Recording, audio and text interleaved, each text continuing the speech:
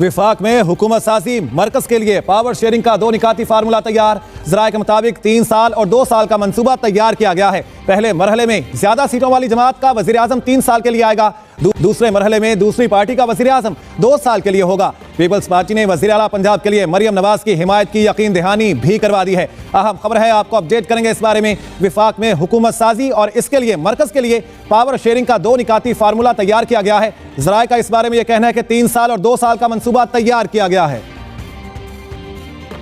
पाकिस्तान का अगला वजीर आजम कौन होगा? पुराने इत्तेहादी एक बार फिर सरगर्म हो गए। कौमी असम्बली में नंबर गेम पूरी करने की कोशिशें तेज हो गईं। हवाओं का रुख देखते हुए आजाद परिंदे भी उड़ने लगे। ज़राए के मुताबिक विफाक में हुकूमत बनाने के लिए नून लीग, पीपल्स पार्टी, MQM और JUI के दरमियान सियासी इत्तेहाद मुतवक्के है।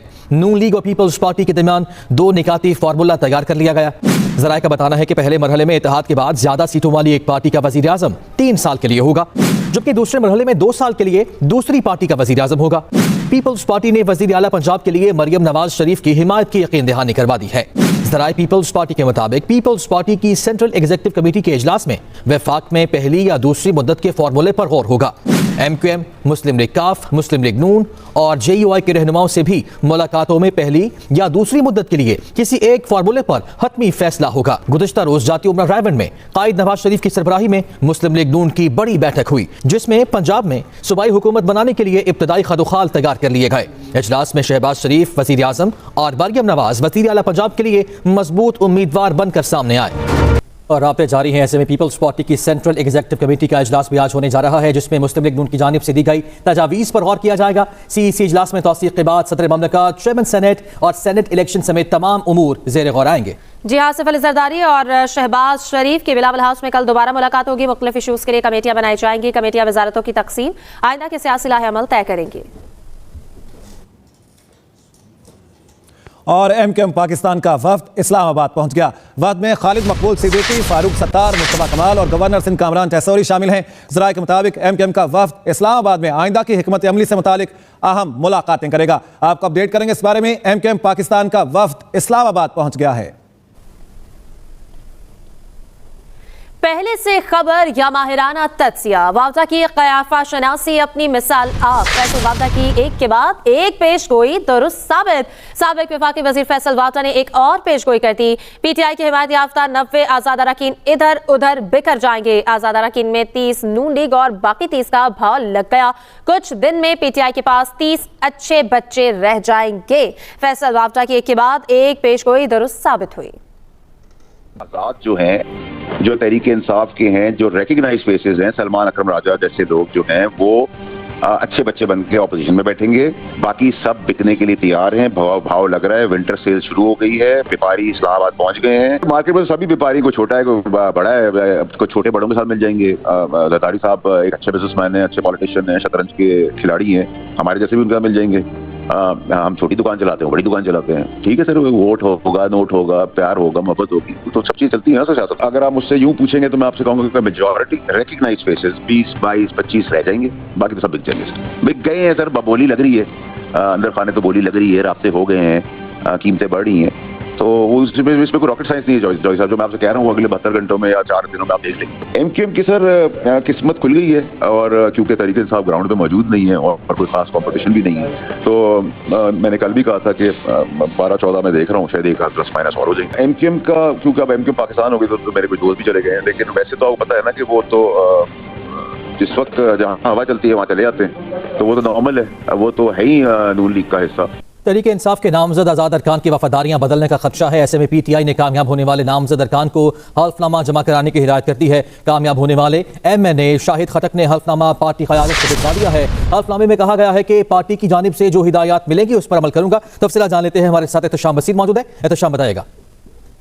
जी बिल्कुल, जैसे कि तहरीक इंसाफ के नामजद आज़ाद उम्मीदवार कामयाब हुए हैं, उनके बारे में ये खदशा जाहिर किया जा रहा था कि ये किसी दूसरी सियासी जमात में शिरकत कर सकते हैं। तो इसी खदशे के पेश नज़र PTI की क़यादत ने हदायत दी हैं तमाम आज़ाद जो मेंबर्स मुंतखब हुए कि वो अपना हल्फनामा पेश करें कि वो किसी दूसरी सियासी जमात में शामिल नहीं होगी। इसी वाले से हमने 3 दिन पहले ये खबर दी थी एक्सप्रेस न्यूज़ में कि उनसे हल्फनामा दिया जा रहा है। तो आज से हल्फनामा शुरू कर दिया गया है, और पहला हल्फनामा जो है वो करक से NA 38 से जो शाहिद खटक हैं उनका हल्फनामा समय है। इसी तरह जो खैबर पख्तूनख्वा से दीगर जो अरकान असम्बली हैं, MNAs जो मुंतखब हुए हैं और प्रोविंशियल असम्बलीज के जो मेंबरान हैं, वो पार्टी क़यादत को अपने हल्फनामा जमा कराना उन्होंने शुरू कर दिया है। जी बहुत शुक्रिया आपका शाम बशीर। वज़ीर आज़म के उम्मीदवार का नाम अभी तय नहीं किया। मरियम औरंगजेब की ट्वीट कहती है ख्वाजा आसिफ के बयान को सियाको सबाक से हटकर पेश किया जा रहा है। शहबाज शरीफ को वज़ीर आज़म बयाने का बयान ख्वाजा आसिफ की जाती राय है। बातचीत और राब्तों का सिलसिला जारी है। इत्तेहादियों और सियासी मुशावरत से वज़ीर आज़म का नाम मुतफ़िक़ा तौर पर तय किया जाएगा। अहम खबर है, आपको अपडेट करेंगे इस बारे में। वज़ीर आज़म के उम्मीदवार का नाम अभी तय नहीं किया, यह कहना है मरियम औरंगजेब का। इलेक्शन में नाकामी पर इस्तीफों की बारिश। जहांगीर तरीन का सियासत छोड़ने का बड़ा ऐलान सामने आया। जहांगीर तरीन चेयरमैन IPP के ओहदे से भी मुस्ताफी हो गए। जहांगीर तरीन ने समाजी राब्ते की वेबसाइट पर पैगाम में ऐलान किया है। अब्दुल अलीम खान कहते हैं जहांगीर तरीन के फैसले से दिली दुख हुआ, कोई शक नहीं जहांगीर तरीन आला पाए के प्रोफेशनल हैं। दूसरी तरफ सिराजुल हक ने भी अमीर जमात इस्लामी पाकिस्तान के ओहदे से इस्तीफा दे दिया। मजीद कहा कि हम इलेक्शन में बेहतर परफॉर्म नहीं कर सके, बतौर अमीर नाकामी की जिम्मेदारी कबूल करता हूं। जमात इस्लामी के अमीर के तौर पर मजीद काम जारी नहीं रखना चाहता। तर्जुमान जमात इस्लामी के मुताबिक जनरल सेक्रेटरी जमात इस्लामी अमीर अल अजीम ने शुरा का इजलास 17 फरवरी को तलब कर लिया। इजलास में सिराजुल हक के इस्तीफे को कबूल या मुस्तरद करने का फैसला होगा। Welcome back. खबर देते हैं आपको सरबराह GDA पीर पगारा की, जिनका जीतने वाली दोनों सूबाई सीटें वापस करने का ऐलान सामने आया है। कहते हैं हम ऐसे इलेक्शन को मुस्तरद करते हैं, ये एंटी स्टेट इलेक्शन था। GDA का बोगस इलेक्शन के खिलाफ 16 फरवरी को हैदराबाद बाईपास पर धरने का भी ऐलान। मीडिया से गुफ्तगू करते हुए मजीद कहा, मुझे किसी दोस्त ने मशवरा दिया कि GDA खत्म कर दो। हम एंटी स्टेट लोग नहीं हैं, तो अब जब फैसला हो ही गया था कि पूरा सिंध पीपल्स पार्टी को देना है कि 2 सूबाई सीटें आ गई हैं मेरे पास, एक मेरा बेटा और एक हमारे सांगड़ से, तो लिहाजा ये दोनों भी हमें छोड़नी पड़ेगी। इस पे भी जरदारी साहब के लोग आ जाएं। हर शख्स को लेवल प्लेइंग फील्ड दी गई। निगरान वज़ीर आज़म अनवारुल हक आकर कहते हैं कि सबसे ज्यादा नशिस्तें जीतने वाले धांधली का इल्जाम लगा रहे हैं। उन्होंने कहा कि अगर धांधली हुई तो ये KP में इतनी सीटें कैसे जीते। उन्होंने ये भी कहा कि मीडिया ने इंतखाबी नताइज नशर करने में कुछ ज्यादा ही जल्दी की।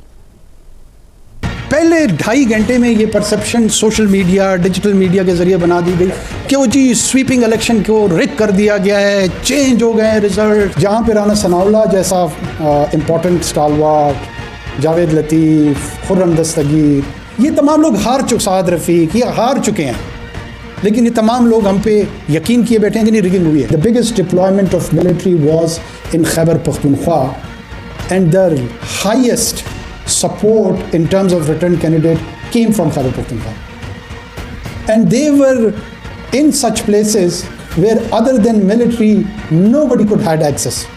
तो अगर करनी थी तो वहाँ क्यों रिगिंग नहीं की? अमीर जमात इस्लामी कराची हाफिज नईमुर रहमान ने अपनी जीती हुई सूबाई असम्बली की सीट छोड़ने का ऐलान कर दिया।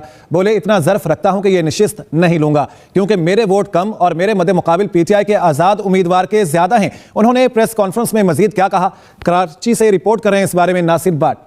खैरात नहीं चाहिए, जिसने मुझसे ज्यादा वोट लिए सीट उसका हक है। अमीर जमात इस्लामी कराची हाफिज नईमुर रहमान ने बड़ेपन का मुजाहरा करते हुए बड़ा ऐलान कर दिया। मैं इस बात का ऐलान करता हूं कि PTI वहां पर उसका हिमायत याफ्ता आजाद कैंडिडेट जीता है और मैं इस सीट को अवेल नहीं करूंगा। इदारा नूर हक में प्रेस कॉन्फ्रेंस करते हुए हाफिज नईमुर रहमान इलेक्शन कमीशन पर बरस पड़े। ये क्या फ्रॉड पूरे कौम के साथ किया जा रहा है? इलेक्शन के नाम पर 38 अरब रुपए जाया करके कौम के, आपको अगर हाथ से लिखे हुए रिजल्ट देने थे तो ये तमाशा करने की क्या जरूरत है? हाफिज नईम ने प्रेस कॉन्फ्रेंस में MQM को भी खरी खरी सुना दी। जो एक एक सीट पे 3-3 हजार 4-4 हजार वोट लिए हुए उनको आकर मुसल्लत कर दो और देख लो कि वो क्या तमाशा कर रहे हैं। कल देख लो कितनी फायरिंग उन्होंने की है, आगाज क्या किया है उन्होंने। हाफिज नईम का यह भी कहना था कि जमात इस्लामी का वाज़ेह मौक़िफ़ है, इंतखाबात में बदतरीन धांधली की गई, सुप्रीम कोर्ट की निगरानी में इलेक्शन का फॉरेंसिक किया जाए, रिटर्निंग अफसरान के दफातर में जाली फॉर्म 45 बनाया जा रहा है। Nasir Bhatt, Express News, Karachi.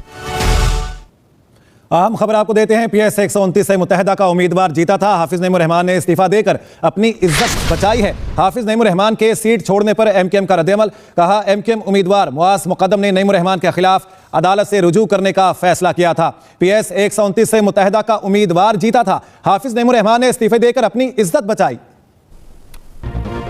Welcome back. सानह 9 मई को दोहराने की प्लानिंग हो रही है। निगरान वज़ीर आला पंजाब मोहसिन नकवी की मीडिया से गुफ्तगू। उन्होंने कहा कि किसी ने भी शरपसंदी की कोशिश की तो सख्त एक्शन होगा। एजेंसीज ने मनसूबाबंदी से मुताल्लिक गुफ्तगू पकड़ी है, ऐसा कोई अमल ना दोहराया जाए, मुल्क इसका मुतहम्मिल नहीं हो सकता। हमारे पास सॉलिड एविडेंस है कि चंद लोग पूरा प्लान कर रहे हैं कि 9 मई तरह का एक इंसिडेंट रिपीट किया जाए। अगर किसी ने भी कोई उस तरह की चीज़ करने की कोशिश भी की तो 9 मई का रिएक्शन तो थोड़ा था, उसका कई गुना ज़्यादा रिएक्शन होगा। हम नहीं चाहते कि ऐसे कोई वाक़या दोबारा हो। ना हमारा मुल्क ये अफोर्ड कर सकता है और ना हम इस चीज़ की इजाज़त देंगे। अगर किसी को इलेक्शन के ऊपर रिज़ल्ट पे इतराज़ है तो वो इलेक्शन कमीशन। निजी फलाही इदारे की जानिब से मुल्क में तालीम और हुनर के फ़रोग के लिए उम्मीद की किरण मंसूबे का आगाज़ हो गया है। कराची के इलाके कोरंगी में मंसूबे की इफ्तिताही तकरीब हुई। मंसूबे के तहत यतीम बच्चों को मुफ्त कैम्ब्रिज एजुकेशन और 4th से 6ठी क्लास तक बच्चों को मुफ्त IT कोर्स कराए जाएंगे। इस वक्त स्कूल में 1200 बच्चों को कैम्ब्रिज की तालीम दी जा रही है। 150 यतीम बच्चों को टेक नो किड्स नामी कोर्स कराया जा रहा है। अहम खबर देते हैं आपको। परवेज खटक ने सियासत छोड़ने की खबर की तरदीद कर दी है। परवेज खटक ने कहा, मैंने सियासत छोड़ी, ना ही इस्तीफा दिया, मैं कोई ब्रेक नहीं ले रहा। मुखालिफिन की शरारत से मुतालिक सवाल पर परवेज खटक ने कहा, मुखालिफिन ने शरारत नहीं की, हमारे नौशहरा वाले बंदे को गलत फहमी हुई है। आपको अपडेट करेंगे। इससे पहले खबरें ये चली कि परवेज खटक ने सियासत छोड़ दी है और पार्टी से भी इस्तीफा दे दिया है। परवेज खटक ने सियासत छोड़ने की खबर की तरदीद कर दी है। परवेज खटक ने कहा कि मैंने सियासत छोड़ी, ना ही इस्तीफा दिया है। न्यूज़ स्टूडियो से अब तक के लिए इतना ही। बाखबर रहने के लिए विजिट कीजिए हमारी वेबसाइट express.pk। देखते रहिए एक्सप्रेस न्यूज और रखिए हर खबर पर नजर।